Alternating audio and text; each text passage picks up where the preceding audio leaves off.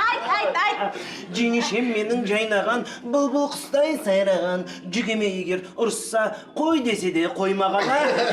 Рас енді. Ағаңа да бірдеңе айтшы. Ағама жеңгем сай демекші, сахнаға жүгеңді шақырамыз, дуғыл шапалақтарыңызы. Жүге, шашыңызға не болған? Мотоциклді каскісіз айдағансыз ба не? Жақсалса шығады. Жүге, мен тойға шықсам бар ғой, сіз заказсыз қалайын деп тұрған сияқтысыз ғой, жүге. Қой сен, еспанып самай. Жүге, мені еспаныспен шатастырмаңыз, жүге. Ема, жынды піскен екен ғой, күйеу бала сен ба пісірген?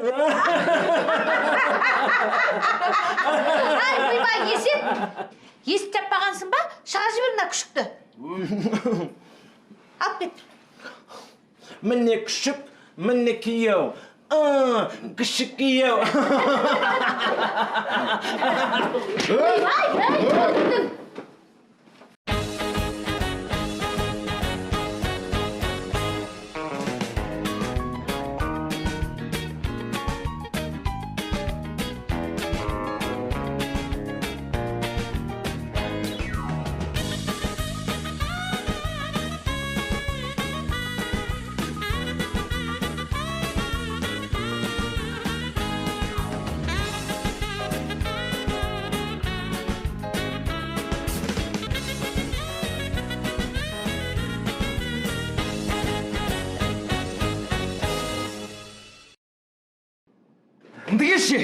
Үндігел!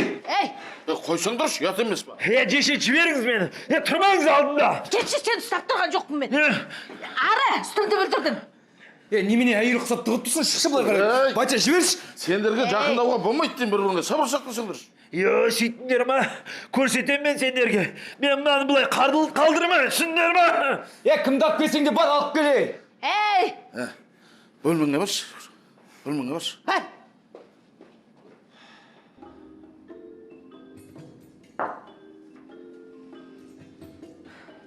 Есеттің бұлай төбелескен талай рет көргем. Тіпті ана Атыраудағы досымен приставка ойнап отырып төбелесіп қалды.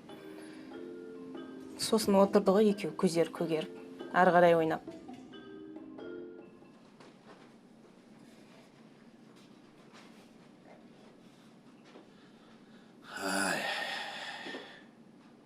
Ойбай, мен мына күйеу баланың бар ғой, мынадай мінезі бар екен тіптен білмеппін, Егерде екеу шынымен төбелесетін болса, Мұраны бар ғой, есетің алып қояды-ау.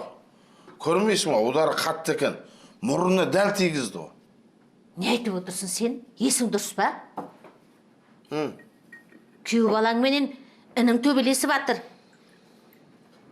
Осылай уайым жоқ, қайғы жоқ отыра бересің ба? Немене үшін уайымдайсың? Мұра балағаттады мазақтап. Есет ұрды. Екеуің есебі бірде-бір. Мұрада азамат қазір келеді. Екеуі татуласып, құшақтасып, ой. Негізі, жақсы отыр едік,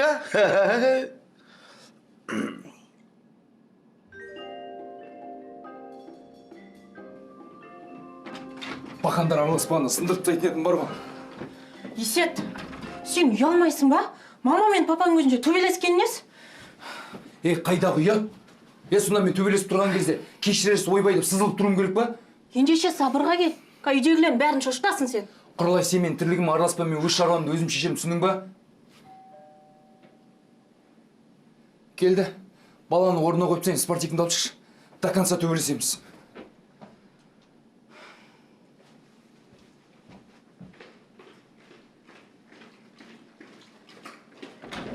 Сәлеметсің. Мына жетшілпекті анам бер жерді. Сендердің үйлерінде ұмыт күні осымен қуанатын шығар. Жетін анынды бәрде бір, бара бер, қабыл болсын де.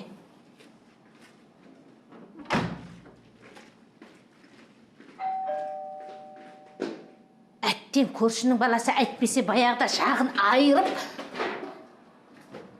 Мен ол балаға ешқандай жаман ойын болған жоқ. Так.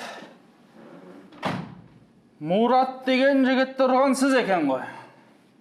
Мұра? Ашуға берілмеші енді. Болды, ешқандай төбелес болмасын. Есет деген жігіт осы үйде тұра ма?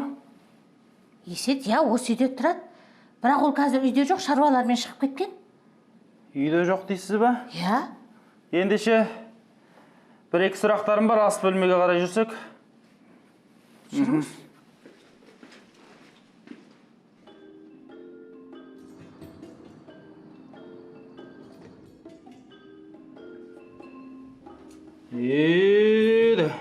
Үйде жоқ дейсіздер ғой. Неге сол жігітті алып кетуге келгем? Есеттің үстінен төбелесті деген арыз жазылған екен. Арыз? Ойбай, қайдағы арыз? Кім айтты? Оқиға ондай арыз жазатындай болған жоқ қой. Ойбай. Сол арыз болғанда былай қаламсаппен жазып па? Жоқ, қарындашпен жазып па? Өшіруге бола ма деген. Кәдімгі арыз. Қазақстан Республикасы қылмыстық кодексінің баптарына сәйкес 5 жылға дейін бас бостандығынан айырылу мүмкін. Мұра заявшы екен. Мен оны еркек па деп жүрсем, ол қатын. Еще сақалы бар қатын. 5 жыл? Бірдеңе десейші. Не ғой? Нан алып Рахмет.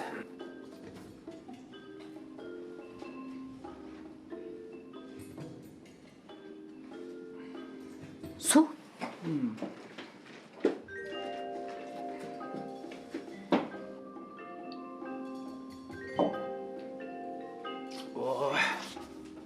Ал, сонымен оқиға қалай болды? Мен негіз телефонмен сөйлесіп атқам, Жомарт білет. Мен телефонмен сөйлескен кезде кешке дейін сөйлесем құрбыммен. Ештеңені естімейм, ештеңені көрмейм. Төбелес болды дегенде мен сізден естіп отырмын бірінші рет. Аха. Сіз не дейсіз? Мен дүкеннен жаңа ғана келгем, нан алуға кеттім. Барсам кезекте адамдар толып тұр, сояқта тұрып қалдым былай. Жалпы ештеңе көрмедім. Ой, қалай болғанда Мұра күшік дей салды, есет бұлсетсіз бұра салды, бар болғаны сол. Жоқ, оны өсімсірет дейміз. Мен түсінбедім, сонда есет қонақ па әлде осы үйде тұра ма? Я, тұрады. Тұрады? Я? Ендеше шырмен күшік күйеу екен ғой.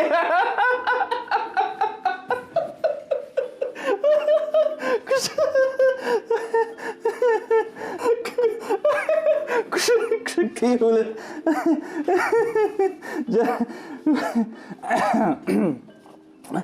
Ендеше сол күшік күйеулеріңізге айтыңыздар. Ертең бөлімшеге өзі келсін.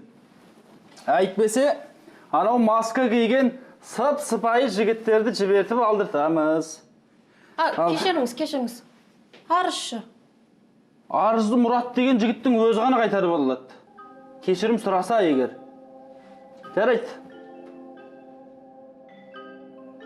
Жоқ, негізі Атыраудың жігіттері бұлай арыз жазбайтын. Жай ғана төбелесет болды. Мен бұндай кезде не істерімді де білмеймін. Егер шынымен есетті алып кетсеші. Ал жақсы, келіп тұрмыз.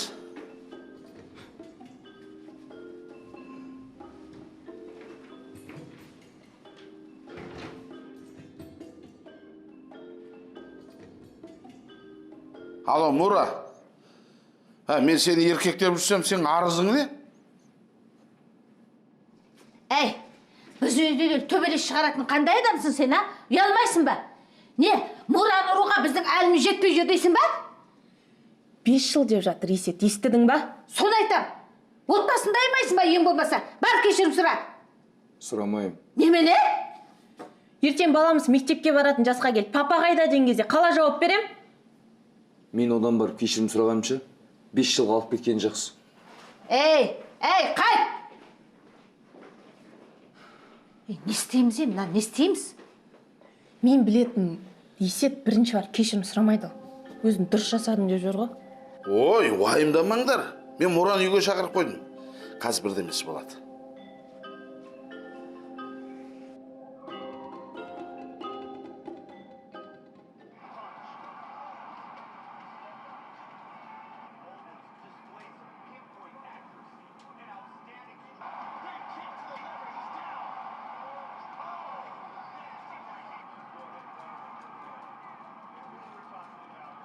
Мә. Мә.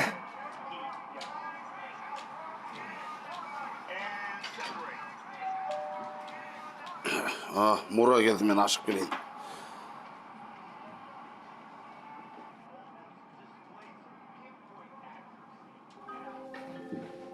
Жақынырақ бері қарай қойшы анан. Жақынырақ қой.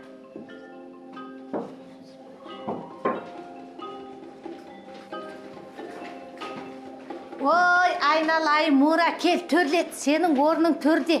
Жеңешең мына қара, сенің жақсы көретін ең сүйіктасың палау жасап қойдың. Төрлет, жаным, төрлет. Қош келдің. Өзіңді арнайы қонаққа шақырайық деп дайындалғанбыз. Иә. Қасық. Қасық? Әкелшеш қасықты бар. Қазір. Тезек.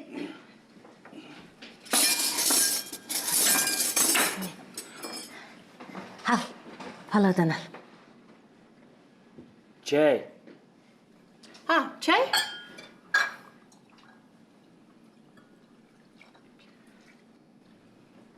Ал. Sütben. Әкелші бер, құрадай өзім көйін. Ой, не болған сендерге? Тұра тұршы, Муражанға бар ғой, қандай шай құю керек екен мен білем. Қаншалықты сүт, қаншалықты шай екен. Міне. Ал, Муражан.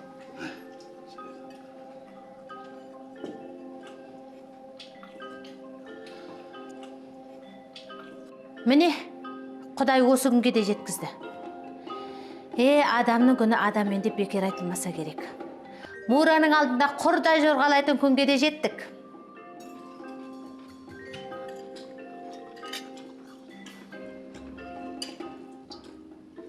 Салат. Салат?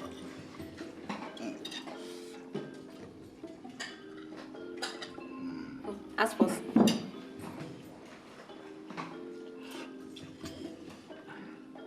Нан. Нан. Есет, нан. Керек ба өзің ал. Мен заявщиктерге ештеңе алып бермеймін. Сен қалай сөйлесесің мен кім екенімді ұмытып қалдым ба не? Болды, миллион төлейсің. А то арызымды алмайым. Сен не ақшамен қорқытайын деп тұрсың ба? Еркексің ба, шықшы былай қарай. Маған төбелесуге болмайды, конкретно мұрным сынған. Еще сен қорқақсың, білесің ба? 2 миллион. Қойыңдар, не? Жеше, еркектердің ісіне араласпаңыз конкретно. Не? Сен ба еркек? 3 миллион. Байқайсыңдар ма, мынау есет сөйлеген сайын ақшасын көтеріп келе жатыр ғой. Тоқтат. Не сендер ырылдасып отырсыңдар? Сендер төбелесуге шақырдың ба мен? Адам құсап, дастарханымды жайып, бір-біріне кешірім сұрасын деп отырмын. Мен мына иттің баласынан кешірім сұрай алмаймын. Есет, тоқта. 3 миллионың көп болады сенің. Қайдан табады? Жартысын мен төлеймін мұны. Өз төлесін жүке. Азак плов зың бөпті.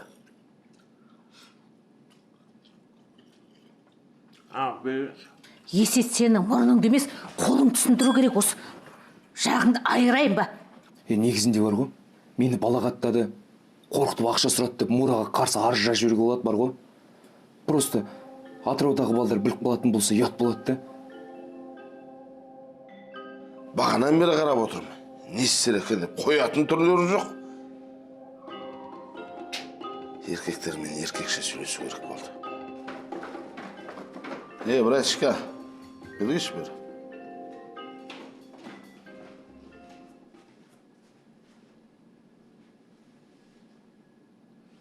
Сен өз сөзің өзің жауап бере аласың ба? Мен де простой емеспін. Сен сонда мені кім деп тұрсың? Мен саған кіммін конкретно? Атақты болмаған братишка болып келеді. Енді мен тыңдаңыз. Сол заявщик братишкаңыз өзі допускать етті. Мен өзімдікін алдым. Егер барып кешірім сұра десеңіз, не канай. Все, разговор окончен. Братан дептім ғой. Шақырдың ба, братан? Кетші, заявщик.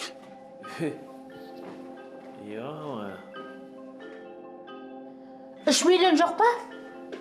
1 миллионшы. Жоқ, білесің ғой, бірден саған қайтарып берем. жарайды онда, сау бол. Биыл тағы ремонтпен алысып жатырмын дейсіңдер ма? Бәріміз де солмыз ғой. Жарайды, жақсы. Ақшасы барлардың бәріне хабарластым. Ақшалар жоқ екен. Мам, есепті шынымен алып кетсе не істейміз? Оны қойш. Мен ана байғұс жиен немеремді аяп отырмын. Әкесіз қиын ғой оған.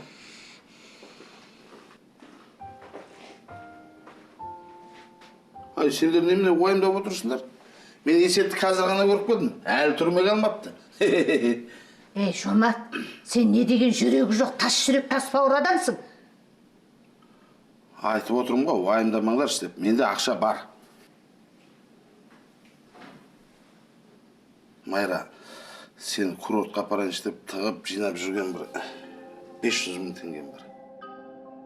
Курорт дейді? Сонда мені демалысқа апарам деп ақша жинап жүрген екен ғой. Қап, мына жағдайдың шығып қалғанын қарашы. Жарайды енді. Отымның басында тыныштық болса болды. Мен үшін ақша жинап курортқа апарам деген жомартымның ықыласының өзі мен үшін үлкен бақыт. Күйеу балаға берсе берсін, енді қайтеміз.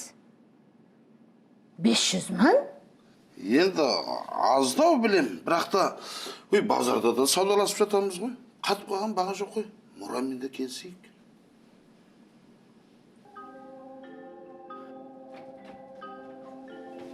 Құралай, мен саған айттым, еркектердің тірлігіне араласпа деп. Осының бәріне сен кінәлі. Менің не кінәм бар? Егер сен осында келмегенде, ешкіммен төбелеспей атырауда отыратын еді. Егер сен жұрбыңдап басқа қыздарға жазбаған кезде бұл жаққа келмес едік. Отыр енді, күшік күйеу, бәріне өзің кінәлісің. Мен саған соңғы рет айтам, күшік күйеу емеспін. Есет, мама уайымдап барлығына хабарласып ақша іздеп жүр. Папа болса өзімізге деп тығып жүрген ақшасын саған беруге дайын. Бұның барлығы сен түрмеден алып қалу үшін.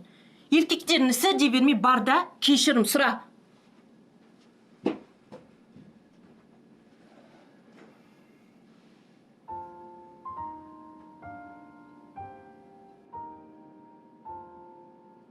Шынымен, бүгін бәрі мен үшін жанталасып кетті. Әңгіме жоқ, бірінші болып кешірім сұрау қиын мен үшін. Бірақ солай істеу керек шығар.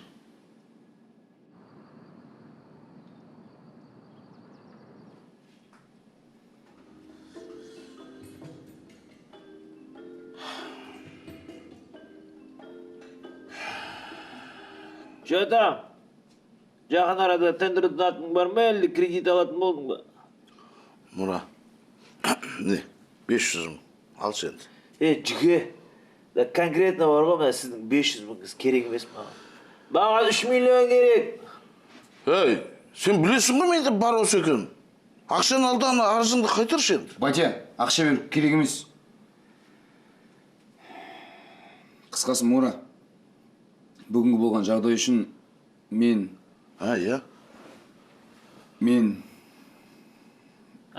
Кешірім сұра, кешірім сұра. Сосын да күшік күйеу екеніңді мойында, давай. Нағыл деп түсіне, бері қарай келші. Айтырса күшік күйеуімін деп, не болды сонша? Ұрын кеп тұрма, давай, ұр. Заява жазып жіберейін, дайын тұр ана жерде, тек қана датасын қойсам болды.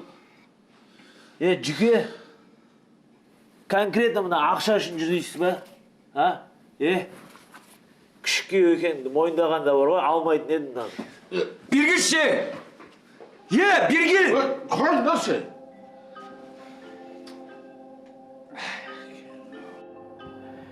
Ё-моё, чё-то менің приколым походу алысқа кетіп қалған сияқты. Енді Жүкеңнен, Жешемнен, Құралайдан ұят болды ғой. Енді олар мені кешіру үшін сонда Есеттен кешірім сұрау керек па не?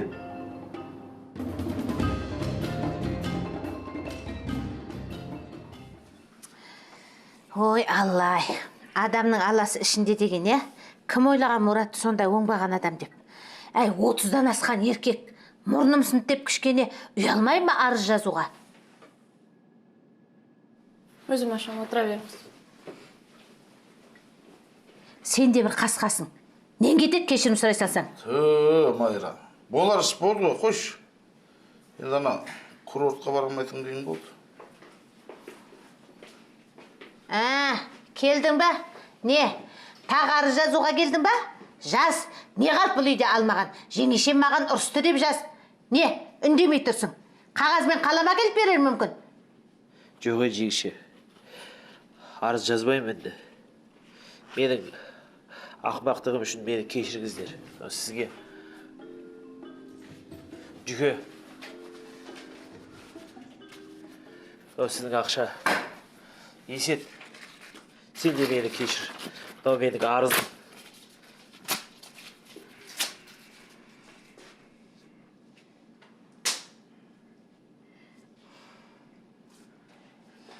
Ой, мынау деген кәдімгі тірігіл ғой, есін қараш, аңқып тұр.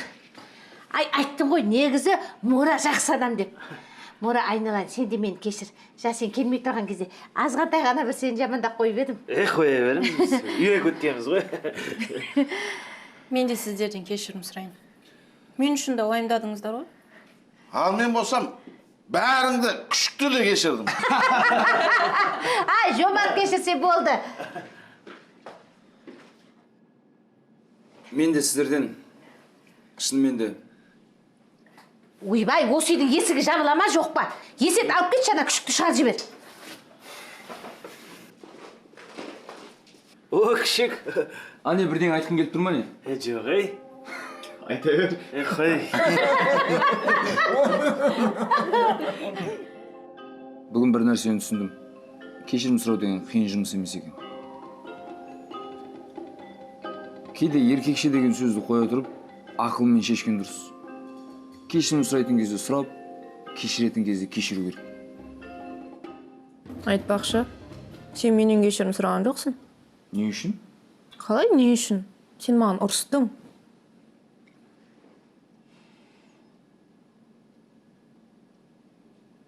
Кешір ал. Кешір.